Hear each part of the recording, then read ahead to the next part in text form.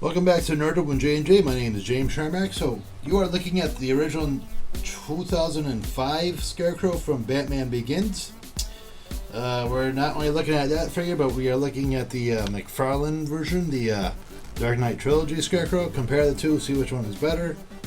Each one I think is better, and maybe see what you guys think is better. But we'll compare the two, take a look at the outfits, their features, whatever, and see how it goes. So we have your traditional, your standard McFarlane Build-A-Figure box, bigger than the usual one, as I keep saying every single time. So we have the figure right there, your figure parts in there, more other stuff cool going on. Scarecrow right there on the back, right there. The Build-A-Figure picture right there, your cards from the figures involved, and your Build-A-Figure parts. Going to the side, Scarecrow right there, Dark Knight Trilogy.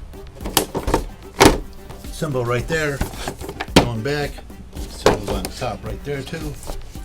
DC Multiverse on the bottom, then your picture of the Build-A-Figure on the bottom. So, take them out of the box, take a look at them, see how it looks with the other figures in the collection. So likeness wise, what are you going to do with 2005, right? I mean, it was still, they're still getting it where they are today. You get a decent amount of likeness, not too much. It's still looking a little bit cartoony to me. I mean, it's supposed to be like a straight jacket and whatever.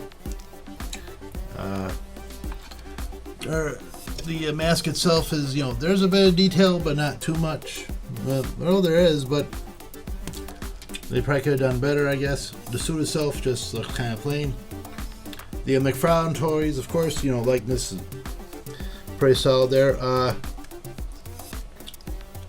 I thought this didn't look, film accurate, but I see it's more supposed to be representation. You're looking at them with your fear, because it looks like bugs and whatever is coming out, and there's a darkness to it. I would have liked to see a Cillian Murphy face, but mask, but whatever, head, whatever you want to call it. But still nice detail, pretty solid.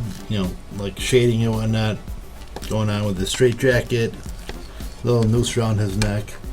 There's one on there too, but that's more blended into the head sculpt. So for likeness, I'll give it to the McFarlane Toys one. Obviously, likeness is always, better for them, obviously. So action figures, accessories. Let's take a look at them. Start off with the McFarlane Toys one. Comes with the card as usual. Comes with the Build-A-Figure parts for Bane, and it comes with two pairs of fists. One fist, one grasping, and two hands with no weapon to grab, but has that pistol pointy. Whereas the Mattel one has a gun where you could put a little spray type of molded type of thing and fire it. I don't know where it is, otherwise I could find it for you and show it to you. And he has this neat little feature where you can spin the head by turning the arm and have him look fearsome and all that, because it has that light piping going on. So let's give the features and accessories to the Mattel this one go around. Probably might be the only victory it has, but still. Articulation wise, no contest. You probably know the McFarlane Toys ones, right? So let's just take a look at the Mattel. So his head doesn't go, it can turn back and forth. His arm can only go up and down. One joint at the elbow. Rotation at the waist. Legs can only go back and forth, and he's limitation by the heavy jacket. But he has knee articulation, as well as you can turn the hand. McFarlane Toys, as usual, has the head can go back, can go forward. I'm kind of impressed by that. I thought the mask would get in the way. Turn around, back and forth, and a tilt. The arm goes up that far, can go all the way around, of course. Can twist at the elbow, so there's only one joint at the elbow, but you can twist there. Pretty cool.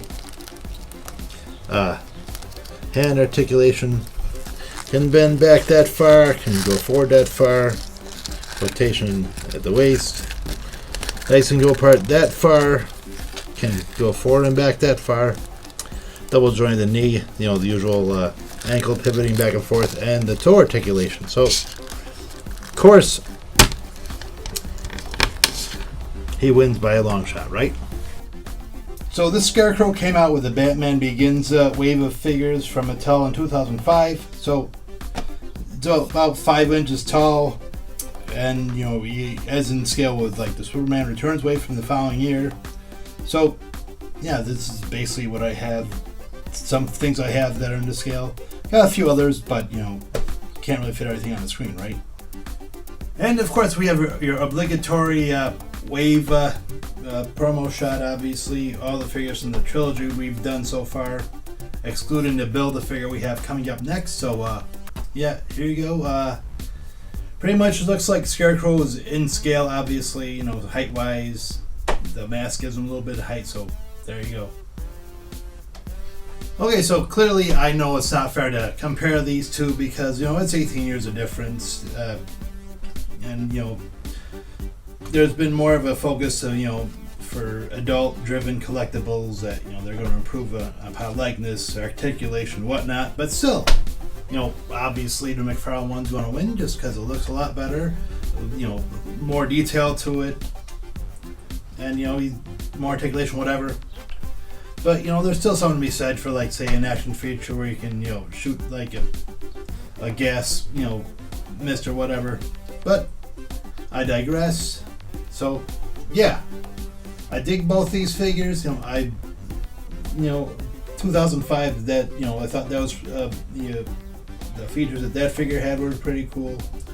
The new Scarecrow, the McFarlane one, I think they probably could added some features, like if you're going to give Shazam like lightning bolts and flash lightning bolts, give him like some kind of clip on him for like a scare feature or something, like maybe bugs or something. So obviously when he puts on the mask in the movie, he's trying to scare someone, so why not amplify that a bit? But it is what it is. So that's it for this review. Coming up next is the Bane Build-A-Figure from this wave. So I'm looking forward to that, seeing how he looks, seeing if we can make him look like he can break a Batman. So that'd be kind of awesome. So hope you guys did like this comparison video. If you didn't, that's okay too. Everyone needs to have an opinion. That's how life works. You need different, different from people, have different mindsets, whatever. My brain's, not working right now. But anyways, I'm trying to get a point across. So, hope you guys did enjoy the video. If you did, give me a like, subscribe, whatever. So yeah, we'll get to the Bane video and we'll do some more. Got some Marvel items coming up. I have a couple more McFarlane figure waves coming up. So we'll see how that goes. We got a bunch of, like I said, Marvel Legend waves I have to get through. I gotta clear space. I gotta put myself to it. So anyways, thank you guys so much for watching, and as always, keep on collecting and happy hunting.